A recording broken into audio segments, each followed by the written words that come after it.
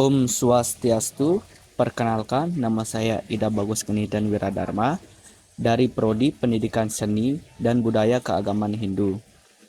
Dalam video ini saya akan menceritakan Sauptika Parwa dalam kisah Mahabharata.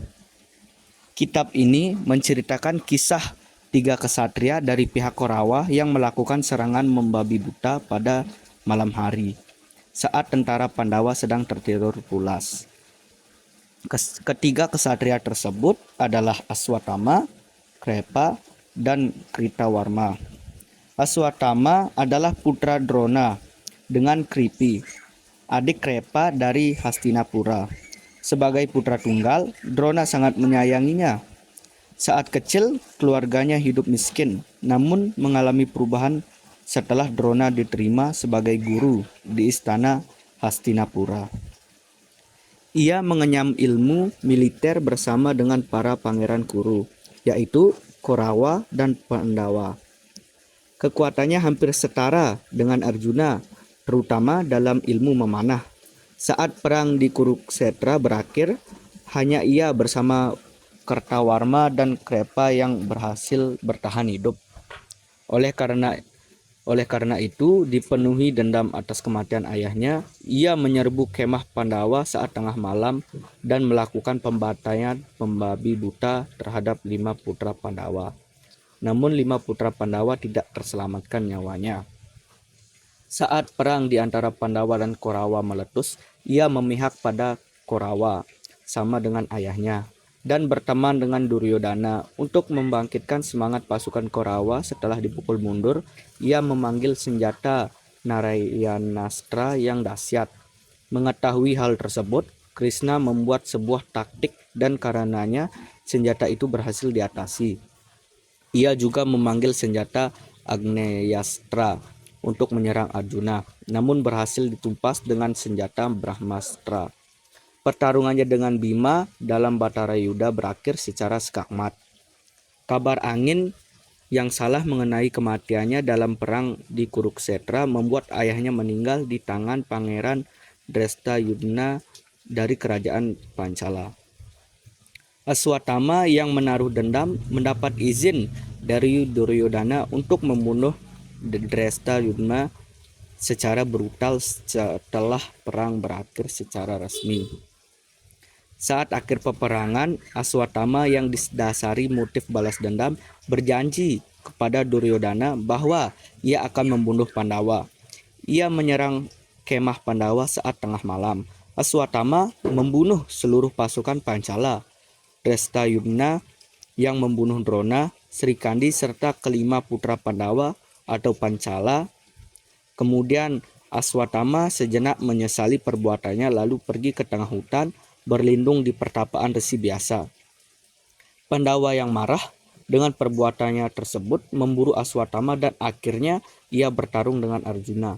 Saat pertarungan, Aswatama memanggil senjata Brahmastra yang sangat dahsyat yang dulu ingin ditukar dengan cakra milik Krishna, namun tidak berhasil.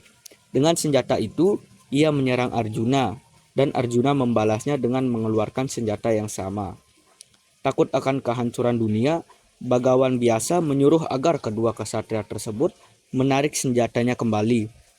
Sementara Arjuna berhasil melakukannya, Aswatama tidak bisa melakukannya dan diberi pilihan agar senjata menyerang target lain untuk dihancurkan.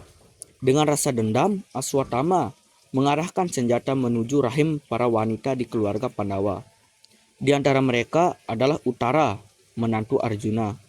Setelah Aswatama mengarahkan Brahmastra menuju perut Uttara yang sedang mengandung, senjata itu berhasil membakar janin Uttara. Namun Krishna menghidupkannya lagi dan mengutuk Aswatama agar menderita kusta dan mengembara di bumi selama 6.000 tahun sebagai orang buangan tanpa rasa kasih sayang. Dalam versi lain, dipercaya bahwa ia dikutuk agar terus hidup sampai akhir zaman Kali Yuga. Karena dikutuk untuk hidup selamanya tanpa memiliki rasa cinta, ia sebagai satu di antara 7 Chiranjeewin. Legenda mengatakan bahwa Aswatama pergi mengembara ke daerah yang sekarang dikenal sebagai Semenanjung Arab. Ada juga legenda yang mengatakan bahwa Aswatama masih mengembara di dunia dalam wujud badai dan angin topan. Sebuah benteng kuno di dekat Burhanpur, India, yang dikenal dengan Asirgarh, memiliki kuil Siwa di puncaknya. Konon setiap subuh, Aswatama mengunjungi kuil tersebut untuk mempersembahkan bunga mawar merah. Masyarakat yang tinggal di sekitar benteng mencoba untuk menyaksikannya, namun tidak pernah berhasil. Konon orang yang bisa menyaksikannya akan menjadi buta atau kehilangan suaranya. Di Gujarat, India, ada Taman Nasional Hutan Gir yang dipercaya sebagai tempat Aswatama mengembara dan dia masih hidup. Menurut legenda, Aswatama menyerahkan batu permata berharga atau mani yang terletak di dahinya, yaitu permata yang membuatnya tidak takut terhadap segala senjata, penyakit, atau rasa lapar, dan membuatnya tak takut terhadap para dewa, danawa, dan naga. Kurang lebih seperti itulah singkat cerita dari Sautika Parwa dalam kisah Mahabharata. Maafkan jika ada kesalahan kata yang saya ucapkan, dan terima kasih sudah mendengarkan dan mengikuti cerita ini hingga akhir. Dan saya ucapkan dengan Parama Santi. Om Santi, Santi, Santi, Om. Terima kasih.